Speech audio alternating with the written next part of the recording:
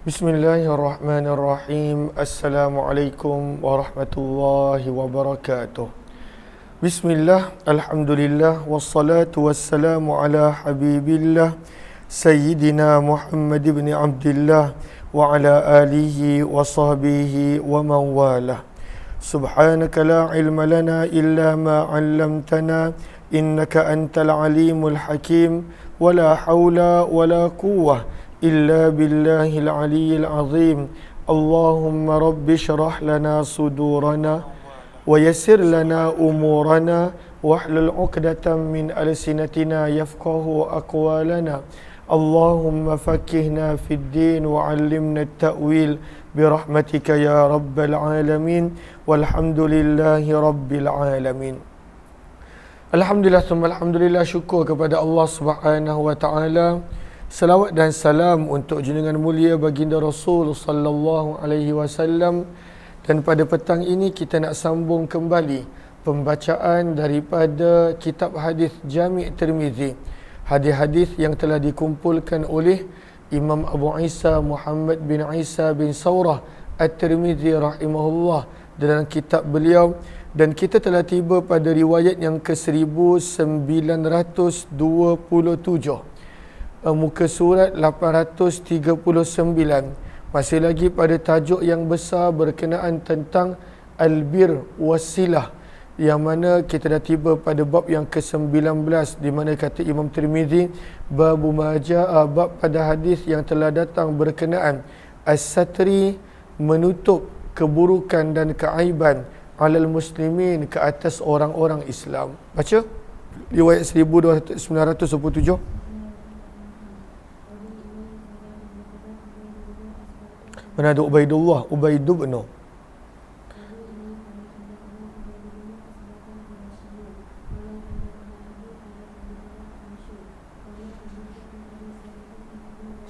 daripada Abu Hurairah radhiyallahu anhu, daripada Nabi sallallahu alaihi wasallam, baginda bersabda, man nafasa, nafasa lihat kepada qawata, baris yang pertama, ay farraja, barang siapa yang menghilangkan, ataupun farraja, membuka jalan, barang siapa yang menghilangkan ataupun membuka jalan, an muslim, daripada orang Islam, kurbatan, sesuatu kerisauan ataupun sesuatu permasalahan, dihilangkan kesulitan orang, dihilangkan permasalahan orang, min kurabid dunya, daripada kerisauan dan permasalahan dunia.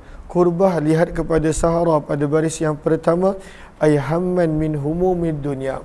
Maka sabda Nabi, seseorang yang membantu orang yang lain, nafasallahu anhu, maka Allah akan menghilangkan ataupun Allah akan membuka jalan baginya, kurbatan, akan permasalahan daripada permasalahan akhirat.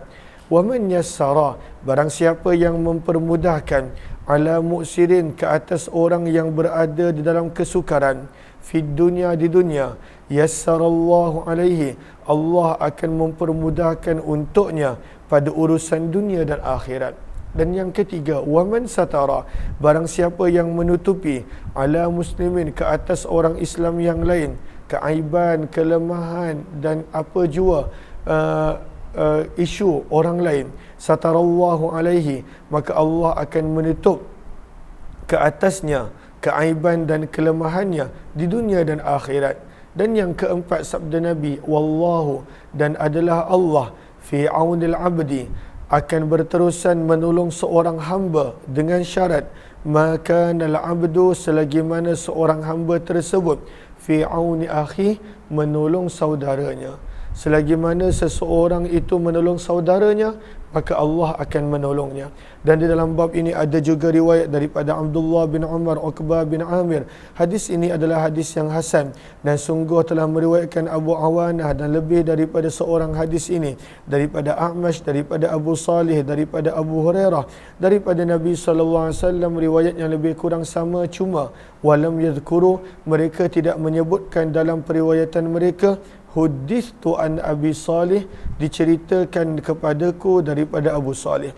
Bab yang ke-20 berkenaan tentang mempertahankan maruah orang lain. Az-zabbu bermaksud, bawah tu gariskan ad-daf'u, mempertahankan maruah orang lain. Apakah kelebihan dia?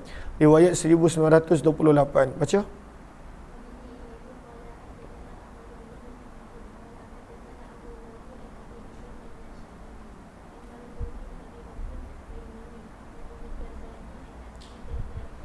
Daripada Abu Darda radhiyallahu anhu, daripada Nabi sallallahu alaihi wasallam baginda bersabda, man radda, barang siapa yang mempertahankan, radda bermaksud ay mana'a, barang siapa yang mempertahankan ataupun barang siapa yang pada waktu itu menolak keburukan, an irdi, daripada maruah akhi, saudaranya, dia mempertahankan maruah orang lain, bukan maruah dia pun. Seseorang itu dianiaya, dihina, disakiti, dia, sabda Nabi, dia mempertahankan maruah orang lain. Maka sabda Nabi sallallahu alaihi wasallam, raddallahu, maka Allah akan menjauhkan an wajhi, daripada wajahnya, an-nara, api neraka pada hari kiamat. Kelebihan mempertahankan maruah orang lain. Kalau kita lihat pada hadis-hadis yang disebut oleh Nabi sallallahu alaihi wasallam, kebanyakannya mengajar kepada kita tentang orang lain. Barang siapa menutup aib orang lain, Allah tutup aib dia. Barang siapa menolong orang lain, Allah akan tolong dia. Barang siapa menghilangkan kesusahan orang lain, Allah akan hilangkan kesusahan dia. Barang siapa mempermudahkan orang lain, Allah akan permudahkan urusan dia. Maka ini semua berkaitan dengan hadis-hadis yang kita dah baca pada pagi tadi, berkenaan tentang an-nasihah, menginginkan kebaikan untuk orang lain. Dan bagaimanakah kita akan menginginkan kebaikan untuk orang lain? Apabila kita didik diri kita mempunyai kasih sayang ataupun ar-rahmah untuk orang lain. Kata Imam Tirmizi, dan di dalam bab ini ada juga riwayat daripada Asma binti Yazid, hadis ini adalah hadis yang hasan. Bab yang ke-21 berkenaan tentang larangan daripada tidak bertegur sapa. Nabi tidak menyukai orang yang tidak bertegur sapa kerana sebab-sebab yang tak dibenarkan oleh syarak. Lihat kepada riwayat, apakah maksud al-hijrah? Al-hijrah, kata para ulama, mufarakatu kalami akhi, tidak bertegur sapa dengan saudaranya yang beriman, ma'atalaqihima, walaupun berjumpa di hadapan mata, wa i'radu, dan berpaling setiap seorang daripada yang lain, maka ini tak disukai oleh Nabi sallallahu alaihi wasallam. Lihat kepada riwayat 1929. Terus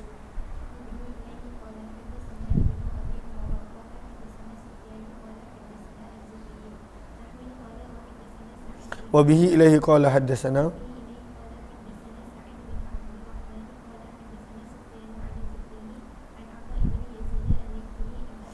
Daripada sahabat Nabi Abu Ayyub Al-Ansari radhiyallahu taala anhu, sesungguhnya baginda Nabi sallallahu alaihi wasallam bersabda, la yahillu, tidak boleh, tidak halal, tidak boleh, lil muslim, bagi seorang Islam, an yahjura, untuk tidak bertegur sapa, ataupun an yahjura, meninggalkan percakapan bersama dengan saudaranya, fauqa thalath, lebih 3 hari.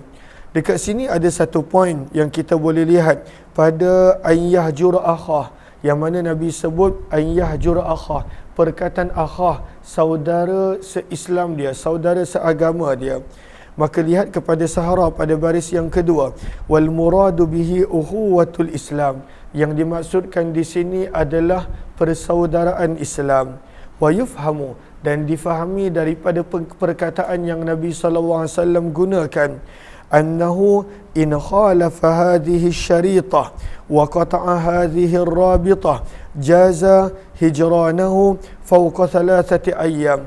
Kalaulah seseorang itu menentang syariat Islam, contohnya kelakuan dia menentang syariat Islam, ataupun waqata'a, dia memutuskan hubungan Islam ini, pada waktu itu dia melakukan perkara yang bertentangan dengan ajaran Islam, maka kata para ulama, jaza, boleh untuk tidak bercakap dengan orang tersebut atas sebab-sebab yang dibenarkan oleh syarak, walaupun lebih daripada 3 hari. Dan itulah pandangan Imam Tibi rahimahullah. Tapi kalaulah dia tak bercakap hanya kerana peribadi, bukan kerana sebab yang dibenarkan oleh syarak, maka kalaulah berjumpa sekurang-kurangnya kena memberi salam seperti mana yang kita nampak pada hadis ini. Maka sabda Nabi SAW, tidak boleh untuk seseorang itu tidak bercakap dengan saudara Islamnya lebih daripada 3 hari. Yaltaqiyan, apabila berjumpa, fayasuddu, maka berpaling orang ini, wa yasuddu hadza, dan berpaling orang ini. Apakah maksud fayasuddu? Lihat kepada sahara pada baris yang kedua, an yu'ridu biwajhihi anhu, berpaling. Maka sabda Nabi, wa khairuhuma, dan sebaik-baik daripada kalangan orang Islam yang apabila ada bergaduh dan bertengkar, apakah yang terbaik? Sabda Nabi, wa khairuhuma, dan sebaik-baik mereka, alladhi yabda'u bis salam, adalah orang yang memulakan salam, mendahului ucapan memberi salam. Dan di dalam bab ini ada juga riwayat daripada Abdullah bin Mas'ud, Anas bin Malik, Abu Hurairah, Hisham bin Amir, Abu Hind Ad-Dari radhiyallahu taala anhum. Hadis ini adalah hadis yang hasan sahih. Maka sebab itu kelebihan orang yang sentiasa mendahulukan ucapan salam, sabda Nabi, al-badi'u bis salam bari'a minal kibr, orang yang mendahulukan salam pasti dia bebas daripada sifat sombong. Kerana manusia berkelakuan begini selalunya kerana sombong, tak bertegur sapa, tak nak bercakap, maka kebanyakan waktu adalah kerana sombong. Sebab itu Nabi memuji orang yang mendahulukan memberi salam. Daripada ucapan Nabi tentang salam, maka lihat kepada sahara pada baris yang ketiga, fihi hasun ala izalatil hijran, galakan untuk mengelakkan daripada tidak bertegur sapa. Wa anna salama yakfi fi dhalika, dan kalaulah pada waktu itu tak nak bercakap benda yang lain, sekadar memberi salam dah mencukupi. Kalaulah tak nak berborak, tak nak bersembang kerana rasa tak sesuai, maka memberi salam dah mencukupi. Bab yang seterusnya berkenaan tentang muasah. Apakah maksud muasah? Muasah bahasa mudahnya adalah daripada uswah. Uswah atau uswah bermaksud adalah keluarga. Maka sebab itu sebahagian ulama menterjemahkan muwasatil akh adalah melayanan saudara Islam itu seperti keluarga. Walaupun saya tahu ada yang terjemahkan dengan terjemahan yang lain, maka muasah antara terjemahan yang mudah daripada bahasa asal dia. Tips kata para ulama bahasa untuk tahu sesuatu perkataan itu, lihat kepada masdar dia, kata dasar dia. Apa kata dasar dia? Maka daripada kata dasar dia, kata masdar dia, sebenarnya kita mudah mengetahui apakah maksud asal sesuatu perkataan tersebut. Maka sebahagian menterjemahkan sebagai melayani seperti keluarga, al-akh, saudara Islam yang lain. Dan kita boleh nampak daripada sikap yang dihadapi oleh Abdul Rahman bin Auf, bagaimana orang-orang Ansar layan dia seperti keluarga, bahkan lebih daripada keluarga. Terus riwayat 1930. Hadis ni siapa punya yang terjemahan?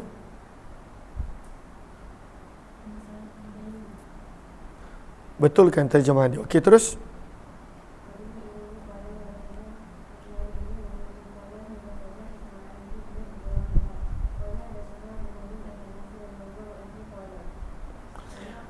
Daripada Anas bin Malik radhiyallahu taala anhu, beliau berkata, lamma qadima, apabila telah datang sahabat Nabi yang mulia Abdul Rahman bin Auf radhiyallahu taala anhu ke Madinah, datang selai pinggang. Para sahabat Muhajirin datang ke Madinah selai pinggang, tak ada apa-apa. Maka antara perkara yang menunjukkan kebijaksanaan Nabi, Nabi telah mempersaudarakan setiap sahabat dengan orang yang sesuai dengan keadaan dia. Nabi telah persaudarakan. Dan ini lebih memudahkan untuk seseorang itu bantu. Dia nak bantu beratus-ratus para Muhajirin tak mampu, tapi dia mampu menjaga seorang yang Nabi telah berikan tanggungjawab kepadanya. Maka Nabi telah mempersaudarakan di antara Abdul Rahman bin Auf dengan seorang lagi orang Madinah yang baik bernama Sa'ad bin Rabi' radhiyallahu anhuma. Maka telah berkata Sa'ad bin Ar-Rabi' kepada Abdul Rahman bin Auf, halumma, jom, uqasimka, aku bahagikan untuk kamu hartaku 2 bahagian. Sampai ke tahap tu, dia sanggup nak bahagi dua harta dia. Satu untuk dia, satu untuk Abdul Rahman bin Auf. Kerana semangat dia nak bantu Abdul Rahman bin Auf, kerana Nabi telah mempersaudarakan di antara mereka. Bahkan lebih daripada itu, dilayan lebih daripada keluarga. Apa yang dia kata? Waliyam ra'atan, aku ada dua orang isteri. Aku sanggup fa utalliqu ihdahuma, menceraikan salah seorang daripada keduanya. Maka fa idzan qadat iddatuha, bila habis iddah isteri yang aku ceraikan, fatazawwajha, maka engkau boleh kahwin dengan isteri aku. Sampai ke tahap itu, nak menunjukkan dilayan Abdul Rahman bin Auf seperti mana dia suka untuk dirinya dilayan. Lebih daripada itu. Namun sikap Abdul Rahman bin Auf, bahkan semua sahabat muhajirin adalah luar biasa. Mereka tak nak menerima sebarang bantuan. Itu sifat orang muhajirin pula. Faqala, maka berkata Abdul Rahman bin Auf, kita kalau ada orang nak tolong kita, sampai kering kita jadikan orang tersebut. Habis semua harta dia kita guna. Kalaulah ada orang begitu baik dengan kita. Itu masalah manusia pada zaman kita pula. Pada waktu itu mengambil kesempatan yang berlebihan. Itu yang ada pepatah, diberi tangan, diberi sedikit, maka pada waktu itu dia nak banyak. Maka apa kata Abdul Rahman bin Auf? Kata Abdul Rahman bin Auf, Masya Allah, barakallahu laka, semoga Allah memberkati untuk kamu pada urusan keluarga dan harta kamu. Aku tak nak banyak.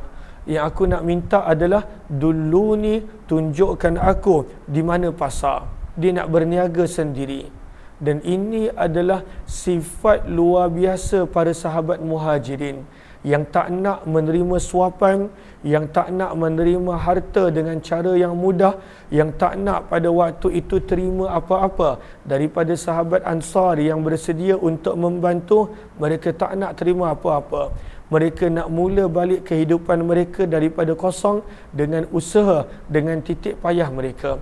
Dan ini bukan sekadar Abdul Rahman. Kalau kita baca dalam sirah, semua para sahabat muhajirin begitu. Maka apa yang dia kata, tunjukkan aku di mana pasar. Fadalluhu, maka mereka telah menunjukkan kepada Abdul Rahman bin Auf ala suq, di mana terletaknya pasar. Fama raja'a, maka tidaklah pulang Abdul Rahman bin Auf pada hari tersebut, illa kecuali dia telah membuat keuntungan.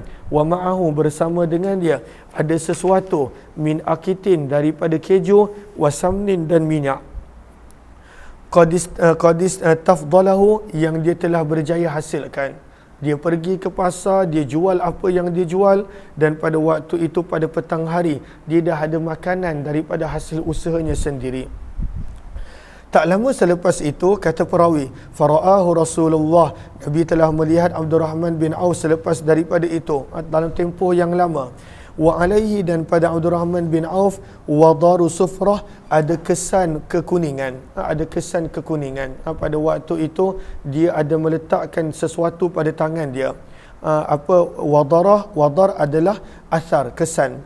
Maka Nabi bertanya, Mahyam, apakah maksud Mahyam? Lihat Sahara pada baris yang kedua. Aima amruka wa ma sya'nuka. Nabi bertanya, apakah keadaan kamu? Sebab Nabi nampak pada waktu itu dekat tangan dia ada kesan wangian yang berwarna. Maka kata Abdul Rahman bin Auf, tazawwajtu imra'atan, aku telah berkahwin dengan seorang wanita daripada kalangan Ansar, wahai Rasulullah. Maka Nabi bertanya, fama asdaqtaha, maka apakah mahar yang engkau telah beri kepadanya? Maka Abdul Rahman bin Auf menjawab, nawatan, qala Humaidun aw qala wazna nawah, iaitu emas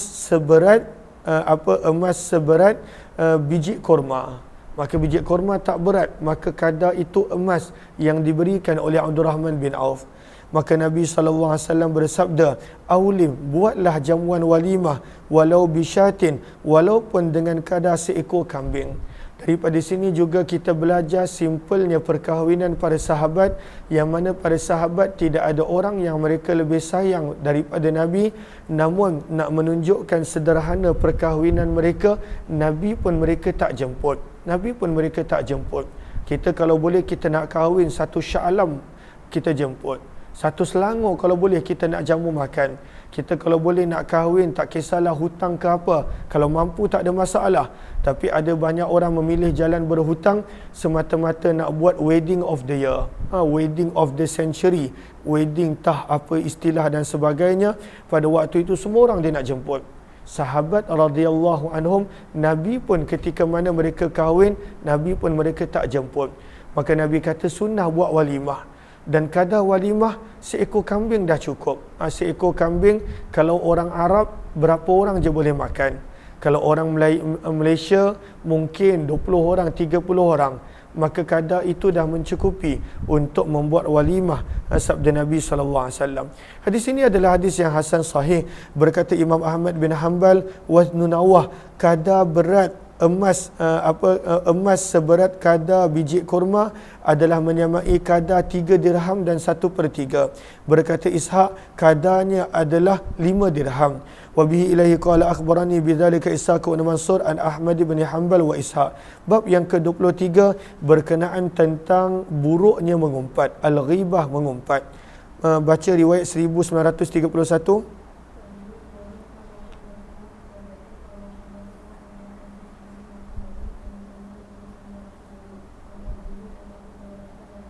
Daripada Abu Hurairah radhiyallahu taala beliau berkata, telah ditanya, wahai utusan Allah, mal ghibah, apakah itu ghibah? Apa tu ghibat? Banyak orang kata, tak, ini bukan mengumpat, ini bukan ghibah, bukan mengumpat. Maka apakah sebenarnya definisi ghibah? Maka Nabi jawab, sabda Nabi, apakah itu ghibah, mengumpat? Zikruka, kamu menyebut akhaka, tentang saudara kamu, bima, dengan sebutan yakrah, yang dia tak suka, maka itu mengumpat. Bercakap tentang saudara kamu, tentang orang Islam yang lain dengan perkara yang dia tak suka, maka itu mengumpat. Maka ada para sahabat berkata, Ara'aita maksudnya adalah akhbirni, maklumkan daku wahai Rasulullah, in kana, jika adalah, fihi, pada orang tersebut, ma aqulu, apa yang aku cakap. Kalaulah dia tak suka sekalipun, tapi betul apa yang aku cakap, apa yang kami cakap tu betul, adakah itu tetap mengumpat? Sabda Nabi, in kana fihi ma taqul, jika adalah betul apa yang kamu katakan, faqad irtabtah, itulah mengumpat. Wa illam yakun, jika tidak ada padanya apa yang kamu ungkapkan, faqad bahattah, maka itu namanya buhtan, itu namanya fitnah. Dan ini yang masalah banyak pada zaman kita. Kita suka bercakap tentang orang lain yang orang tu tak suka, walaupun betul, dan itulah mengumpat sebenarnya. Dan dosa mengumpat berleluasa, kadangkala dalam masjid, bukan sekadar dalam masjid, dalam Masjidil Haram, dalam ihram, ketika mana sedang buat umrah, sibuk bercakap tentang orang lain yang sebenarnya itu adalah mengumpat. Mengapa tidak kita jaga lidah kita, dan kita pun dah belajar menutup aib orang lain adalah lebih disukai oleh Allah, dan asbab itu Allah akan menutup aib kita. Maka apakah mengumpat? Zikruka akhaka bima yakrah, bercakap tentang orang lain yang dia tak suka, maka itulah mengumpat, walaupun benda itu betul. Terus, dan di dalam bab ini ada juga riwayat daripada Abu Barzah, Abdullah bin Umar, Abdullah bin Amr. Hadis ini adalah hadis yang hasan sahih. Selepas daripada mengumpat, dibawakan tajuk tentang hasad dengki. Dan kebanyakan daripada kita mengumpat orang lain pun kerana kita ada masalah dengki, ada hasad. Sebab itu kita mengumpat. Orang yang kita tak ada dengki, kita tak ada nak bercakap dengan dia. Orang yang kita tak ada dengki, yang kita tak jealous, yang kita tak ada hasad, kita tak ada nak bercakap dengan dia. Maka sebenarnya bila kita bercakap terlalu banyak tentang orang lain, sebenarnya kadangkala ada hasad dan dengki, ada penyakit hati pada diri kita. Lihat kepada riwayat 1932. Terus, kuat sikit.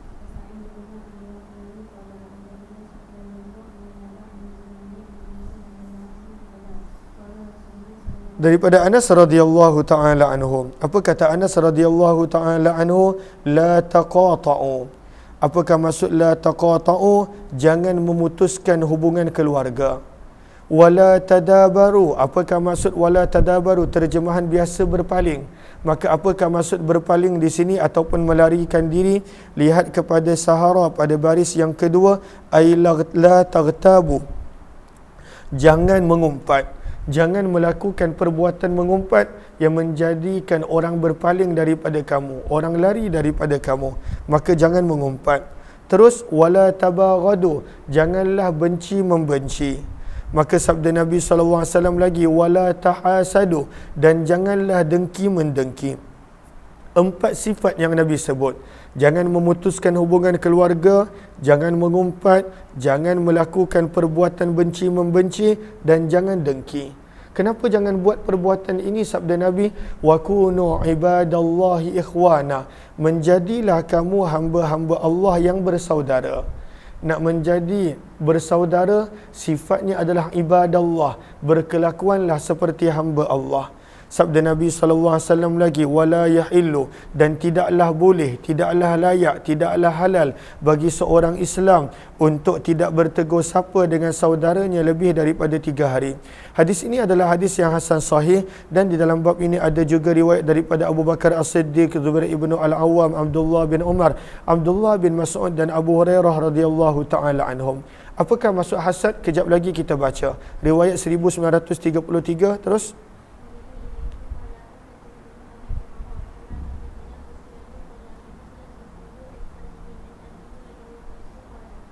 Daripada Abdullah bin Umar radhiyallahu taala anhuma, beliau berkata, baginda Nabi sallallahu alaihi wasallam bersabda, la hasada, tidak boleh ada hasad kecuali pada 2 perkara. 2 perkara ini boleh ada ghibtah, bukanlah hasad, maksudnya ghibtah. Apakah maksud hasad dan apakah ghibtah? Lihat kepada syayakha pada baris yang pertama. Kata para ulama, al-farqu bainal hasadi wal ghibtah, perbezaan di antara hasad dengki wal ghibtah dan menginginkan sesuatu nikmat adalah, apakah beza dia? Hasad adalah ayyatamanna rajul, seseorang itu berkehendak, menginginkan, ayyazula, hilangnya, hadhil fadilah, kelebihan ini daripada orang lain, walaupun dia tak dapat. Dalam dengki, dia nak orang tu hilang nikmat. Dia bukan nak nikmat tu, dia nak orang yang ada nikmat itu hilang nikmat. Itu dengki. Orang yang ada jawatan, dia nak akan hilang jawatan. Orang yang ada kekayaan, dia nak akan hilang kekayaan. Orang yang ada apa-apa nikmat, dia nak orang tu hilang nikmat, walaupun dia tak dapat. Itu nama dia dengki. Dan itu adalah gambaran teruknya penyakit hati yang ada pada diri seseorang individu tersebut. Ghibtah berbeza. Apakah ghibtah? Menginginkan sesuatu. Wa fil ghibtah an yahsula mithla tilkal fadilah, dia ingin untuk mendapat nikmat tersebut. Lahu aidan, untuk dirinya juga. Min ghairi an yazula anil akhar, tanpa nikmat itu hilang daripada orang tadi. Maka ini ghibtah. Ini tak ada masalah. Dia nampak orang tu kaya, dia pun nak kaya, dan dia tak nak orang tu hilang kekayaan dia. Ini ghibtah. Dia tahu orang tu ada Al-Quran, dia pun nak ada ilmu yang sama tanpa hilang daripada orang tersebut. Maka itu ghibtah. Beza antara ghibtah dan juga hasad adalah, hasad nakkan nikmat itu hilang daripada orang tersebut walaupun dia tak dapat. Ghibtah pula adalah nakkan nikmat itu dia dapat tanpa dia nakkan nikmat itu hilang daripada orang tersebut. Jelas ke jelas? Maka ini adalah beza dia. Maka sabda Nabi, maka kita perlu ada ghibtah, lagi-lagi kalaulah pada 2 orang yang ada 2 nikmat. Apakah nikmat yang perlu kita ada keinginan untuk ada, yang kita perlu ada ghibtah, kemahuan untuk ada? Yang pertama sabda Nabi, rajulun, seseorang yang Allah telah berikan kepadanya harta dan dia gunakan harta itu untuk membelanja, menginfakkannya siang dan malam. Maka kita boleh untuk ada keinginan kaya supaya kita boleh bersedekah dan membantu orang lain. Dan yang kedua, rajulun atahullahul Quran, seseorang yang Allah bagi kepadanya ilmu agama Al-Quran dan dia membaca dan mengamalkan Al-Quran siang dan malam. Hadis ini adalah hadis yang hasan sahih dan sungguh telah diriwayatkan daripada Abdullah bin Mas'ud dan Abu Hurairah daripada Nabi SAW. Riwayat Nabi kurang sama. Bab yang ke-25 berkenaan tentang kebencian. syaitan suka manusia itu benci membenci. Lihat kepada riwayat 1934. Terus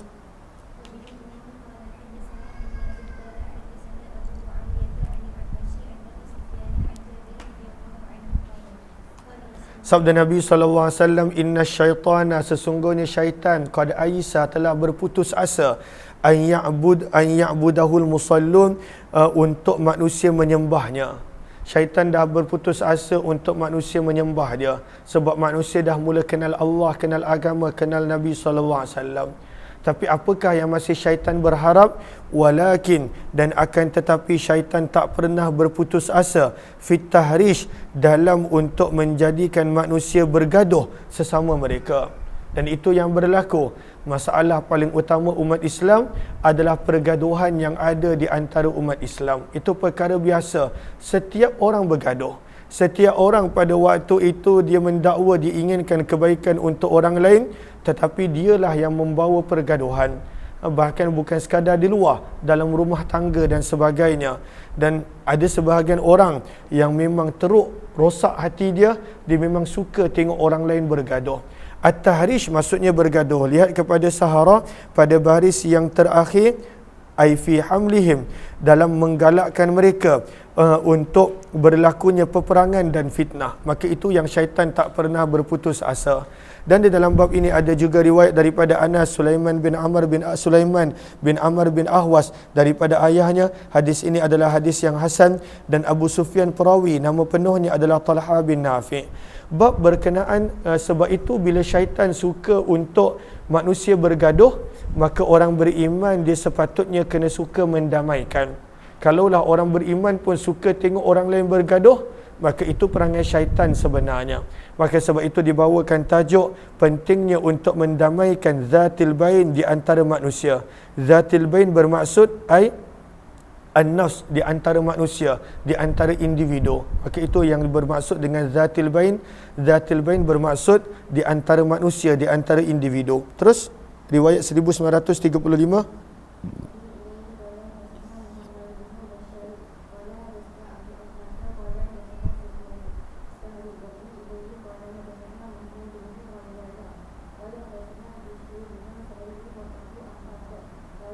Laju sikit.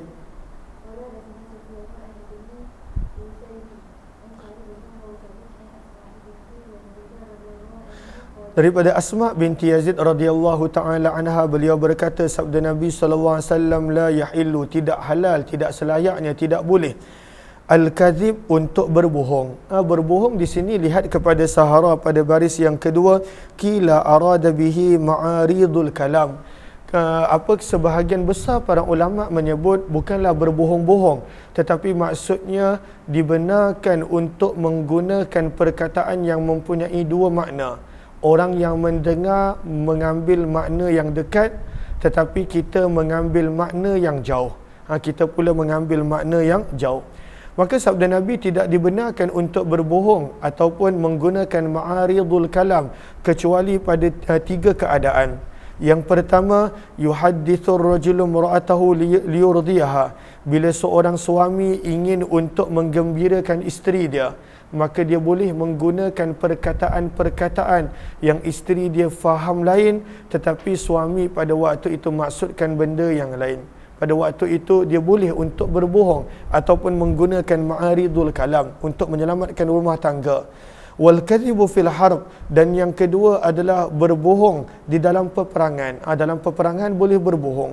Takkanlah bila kena tangkap nak beritahu musuh dekat mana tempat tentera Islam ada, maka tak boleh. Dia perlu untuk berbohong ketika mana dalam peperangan ataupun menggunakan ma'aridul kalam. Dan yang ketiga, berbohong untuk mendamaikan di antara manusia yang bergaduh. Maka dia cakap dengan orang ini sesuatu dan dia bercakap dengan musuh dia sesuatu, maka masing-masing anggap mesej ini daripada musuh masing-masing, sebenarnya tidak. Dan akhirnya mereka bila berjumpa, mereka berdamai. Maka boleh berbohong untuk mendamaikan manusia. Sampai ke tahap itu dibenarkan untuk mendamaikan di antara manusia. Berkata Mahmud di dalam periwayatannya, la yasluh, tidak selayaknya untuk berbohong kecuali pada salah satu daripada 3 perkara.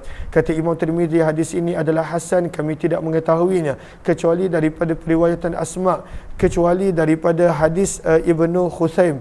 Ibnu Khusaim ni namanya adalah Abdullah bin Uthman, namanya Abdullah bin Uthman. Dan telah meriwayatkan Daud bin Abi Hind dan hadis ini daripada Syahr bin Hausyab daripada Nabi, dan tidak disebutkan dalam hadis mereka daripada Asma binti Yazid.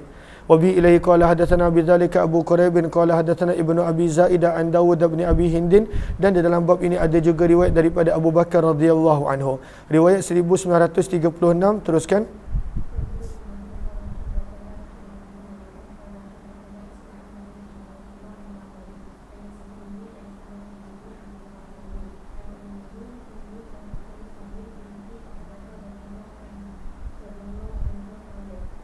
Maka daripada Ummu Kulsum binti Uqbah, Ummu Kulsum binti Uqbah bin Abi Mu'id, anak perempuan kepada Uqbah bin Abi Mu'id, Ummu Kulsum. Beliau telah berkata, aku telah mendengar Nabi SAW bersabda, laisa bil kadhib, tidaklah dikira sebagai berdusta, man aslaha, orang yang bercakap dusta bertujuan untuk mendamaikan di antara manusia. Faqala khairah, maka dia bercakap benda yang baik. Au nama, ataupun nama maksudnya ai ablagha, ataupun bertujuan untuk menyampaikan benda yang baik. Hadis ini adalah hadis yang hasan sahih. Bab yang ke-27 berkenaan tentang berlaku khianat, al-ghish, dan juga menipu, memperdaya ataupun scam. Ini semua dia. Yang mana zaman kita banyak orang yang scam, maka tak senang hidup mereka. Orang yang menipu orang lain, pada waktu itu Allah akan susahkan hidup dia. Di dunia pun sebenarnya hatinya tak tenang. Di hari akhirat pun pasti akan berada dalam kesulitan. Lihat kepada riwayat 1937. Terus.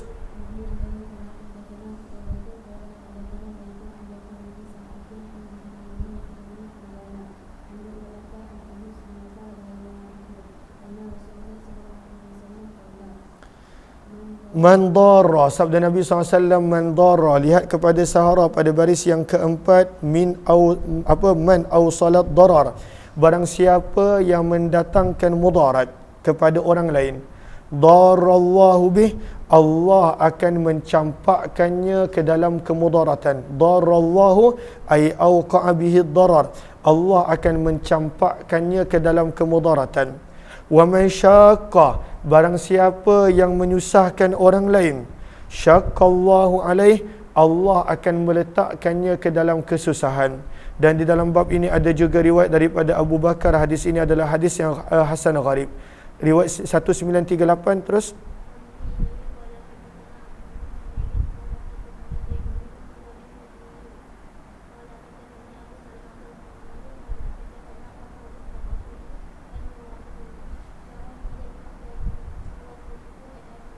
Daripada Abu Bakar As-Siddiq radhiyallahu ta'ala anhu, beliau berkata, sabda Nabi SAW, mal'un, celaka, jauh daripada rahmat Allah. Mal'un, lihat kepada Sahara, ay ba'idum min maqamil qurbi wal qabul, jauh daripada Allah, daripada rahmat Allah. Siapa yang celaka?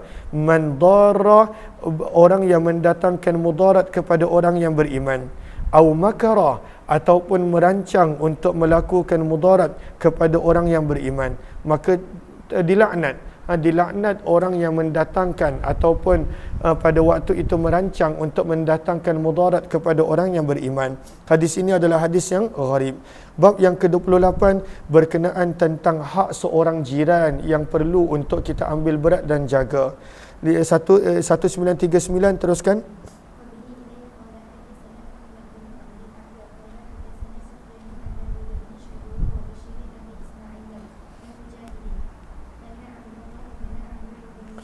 Seorang sahabat Nabi yang bernama Abdullah bin Amr ibnu Al-As radhiyallahu ta'ala anhuma telah disembelih untuknya seekor kambing fi ahli, untuk makan keluarga dia. Disembelih kambing.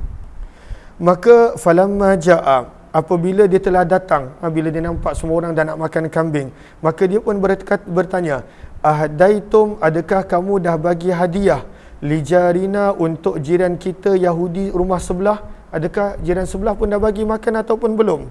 Maka ditanya berkali-kali, ahdaitum li jarinal Yahudi, maka kenapa begitu? Maka berkata Abdullah bin Amr ibnu Al-As, aku mendengar Nabi SAW bersabda, mazala Jabrail, berterusan Jabrail mengingatkan aku, yusini, berpesan kepadaku, biljar, untuk menjaga jiran. Hatta zanantu, punya banyak Jibril pesan untuk menjaga jiran, sehingga aku menyangka annahu sayuwarrithu, jiran ini dah jadi macam keluarga, boleh dapat harta pusaka. Punya banyak Jibril pesan, jaga jiran, jaga jiran. Sebab itu walaupun jiran dia berbangsa Yahudi, Abdullah bin Amr ibnu Al-As berkali-kali tanya, dah bagi jiran ke belum? Dah bagi jiran ke belum?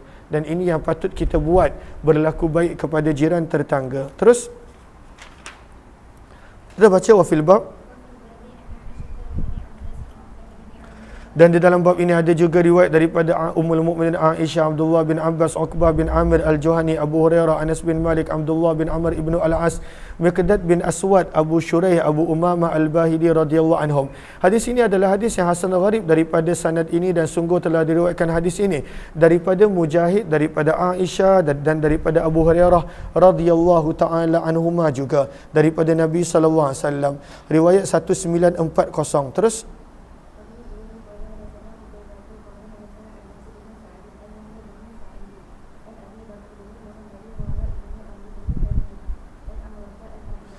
daripada Ummul Mukminin Aisyah radhiyallahu taala anha, beliau berkata, sesungguhnya Nabi sallallahu alaihi wasallam telah bersabda, mazala Jabrail, berterusan Jibril salawatullahi alaihi ma, semoga Allah melimpahkan keberkatan ke atas baginda Nabi dan Jibril, yusini, telah berpesan kepadaku, sabda Nabi, biljar, berkenaan tentang jiran. Jibril suruh jaga jiran.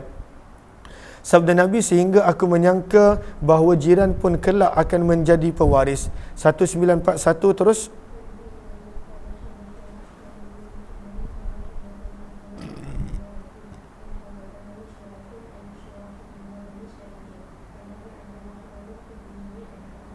daripada Abdullah bin Amr ibnu Al-As radhiyallahu taala anhu, beliau berkata, baginda Nabi sallallahu alaihi wasallam bersabda, khairul ashab, sebaik-baik sahabat dan teman di sisi Allah, khairuhum, adalah yang paling berlaku baik kepada teman dia. Kena berlaku baik kepada sahabat kita. Wa khairul jiran, dan sebaik-baik jiran adalah di sisi Allah, adalah mereka yang paling baik berlaku kepada jiran dia. Hadis ini adalah hadis yang hasan gharib, dan Abu Abdurrahman Al-Hubuli, nama penuhnya adalah Abdullah bin Yazid. Bab yang ke-29, berlaku baik kepada hamba. Zaman kita dah tak ada hamba, maka tuntutan berlaku baik kepada staf dan pekerja. Terus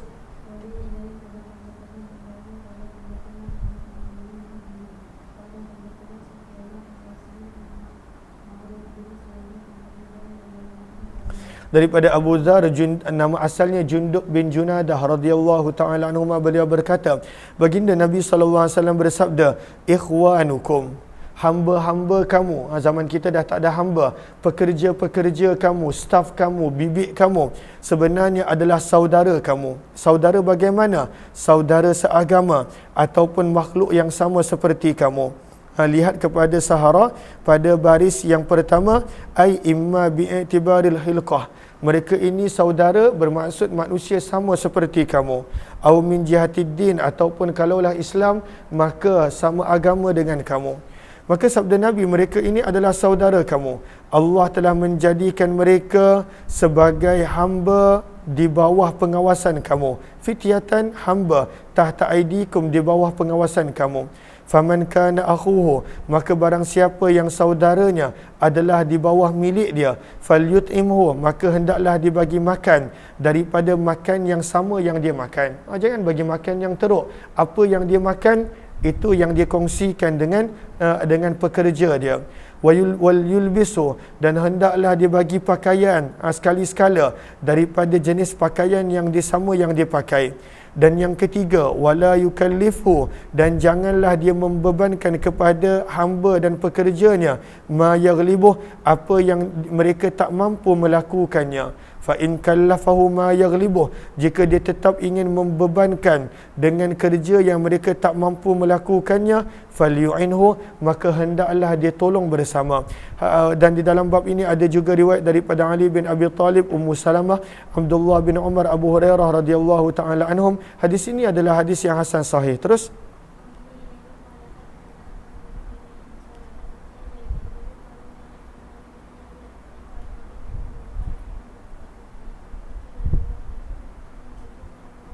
daripada Nabi SAW, baginda bersabda, la yadkhulul jannah, tidak akan masuk syurga. Sama ada bermaksud tidak akan masuk syurga langsung kalaulah dia rasa betul perbuatan salah dia, ataupun maksud tidak masuk syurga, tidak akan masuk pada kemasukan yang awal. Siapa? Sayyi'ul malakah, seorang yang melayan dengan buruk para hamba dia ataupun para pekerja dia. Orang yang layan dengan buruk, sabda Nabi, tidak akan masuk syurga. Hadis ini adalah hadis yang gharib dan telah membahaskannya Ayyub As-Sakhtiyani dan lebih daripada seorang berkenaan perawi yang bernama Farqad As-Sabahi daripada sudut hafazannya. Bab yang ke-30, larangan daripada darabil khuddam, memukul para hamba, wasyatmihim, dan larangan daripada memaki mereka. Tak boleh pukul dan maki mereka. 1944. Terus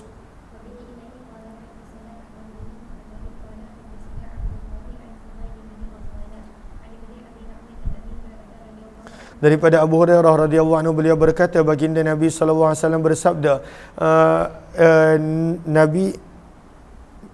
Nabi Taubah, Nabi sallallahu alaihi wasallam, Abul Qasim Nabi Taubah telah bersabda.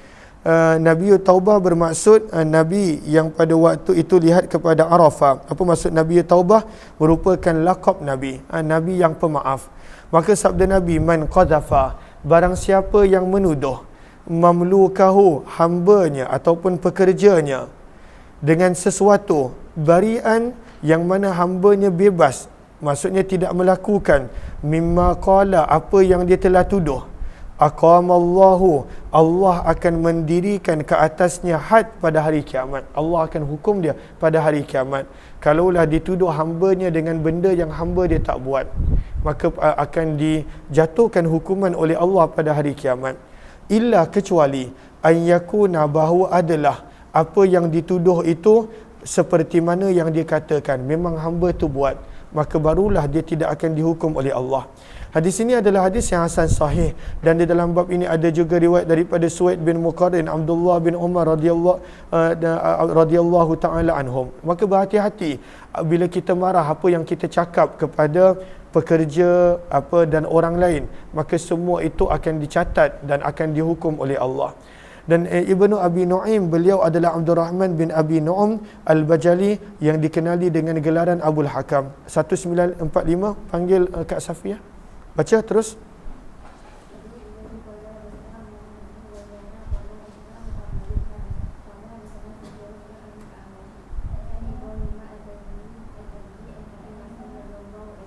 Daripada Abu Mas'ud radhiyallahu ta'ala anhu, beliau berkata, kuntu adrib, aku pernah memukul hamba-ku. Dia pernah pukul hamba dia. Fasami'tu, maka aku telah mendengar ada suara di belakangku berkata, ada suara tegur. Apakah kata suara tadi?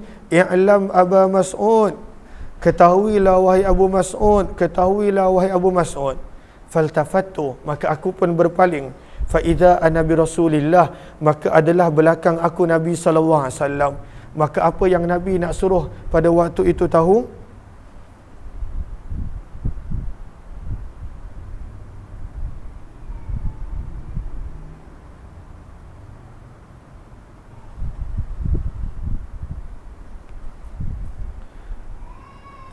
Maka apa yang Nabi sallallahu alaihi wasallam sabdakan kepada Abu Mas'ud, lallahu aqdar, Allah lebih berkuasa, alaika, untuk menyusahkan kamu, minka alaih, berbanding apa yang kamu buat ke atas hamba kamu. Maka berkata Abu Mas'ud, maka semenjak daripada itu aku tidak pernah memukul seorang pun hamba-Ku. Maka kalaulah Allah nak, Allah boleh lakukan macam-macam kepada kita. Tapi Allah berlaku baik kepada kita. maka bukankah sepatutnya kita berlaku baik kepada orang lain? Hanya kerana kita ada kuasa, maka kita lakukan macam-macam kepada orang lain.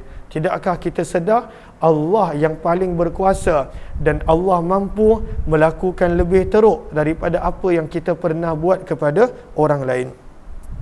Hadis ini adalah hadis yang hasan sahih Ibrahim At-Taimi. Beliau adalah Ibrahim bin Yazid bin Syarik. Bab yang ke-31, adab dengan hamba. Atia sini. Kenapa? Sini. Cedih. Allah. Cedih nak habis dah sikit dah. Tengok. Hai semua, hai semua. Minum. Tak ada biskut ke, Pi? Nak biskut?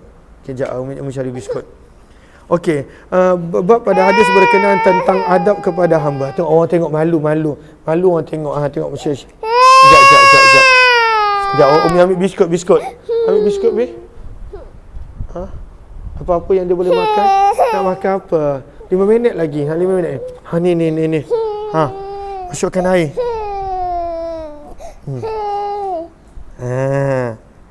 Sejuk tak? Tu. Wah. Ambil, Yamin, tangan kanan. Yamin. Okey, 5 minit dia tinggal. Okey, jap. Riwayat 1946, baca.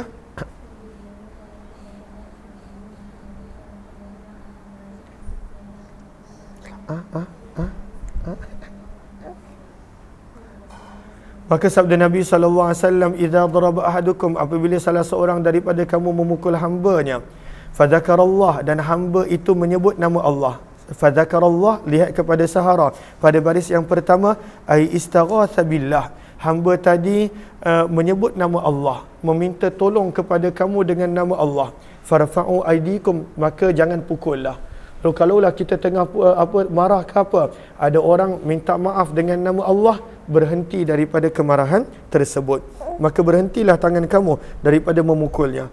Abu Harun Al-Abdi, namanya adalah Umarah bin Juwain, berkata Yahya bin Sa'id, Syu'bah telah mendaifkan Abu Harun Al-Abdi, berkata Yahya, wa mazala, dan berterusan Ibn Aun meriwayatkan hadis daripada Abu Harun sampailah beliau meninggal dunia.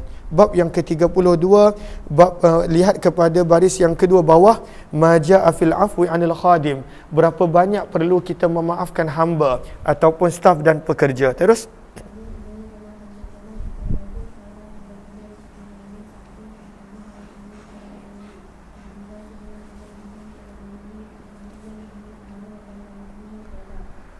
telah datang seorang lelaki kepada Nabi SAW, kata Abdullah bin Umar, lalu bertanya, wahai utusan Allah, kam a'fu, berapa kali patut aku maafkan hamba aku?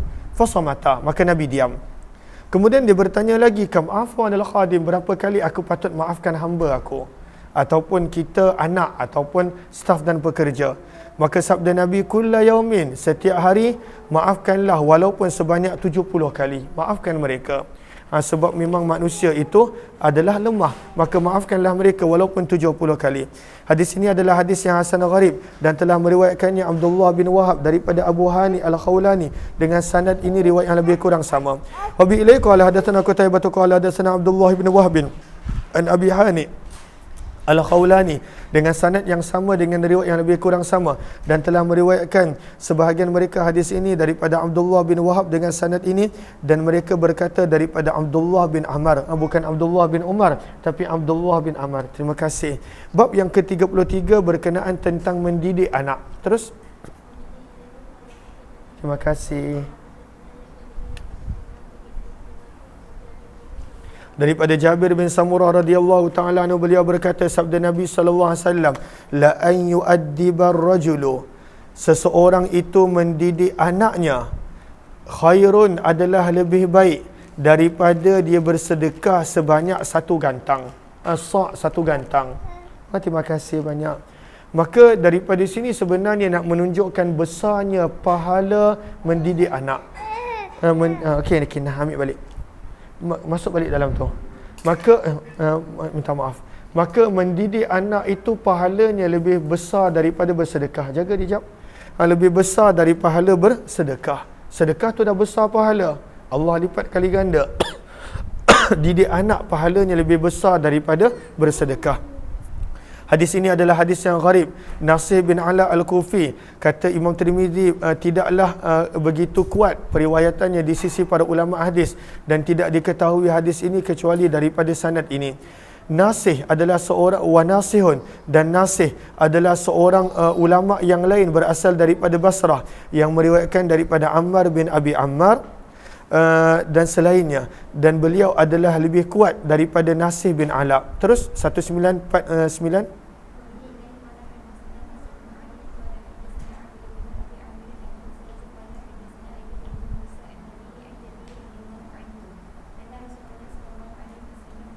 Sabda Nabi, mana hala walidun waladan, tidak ada hadiah yang seorang ayah boleh bagi kepada anaknya min nuhli afdala min adabin hasan, lebih baik daripada akhlak yang baik. Itu adalah hadiah yang paling besar.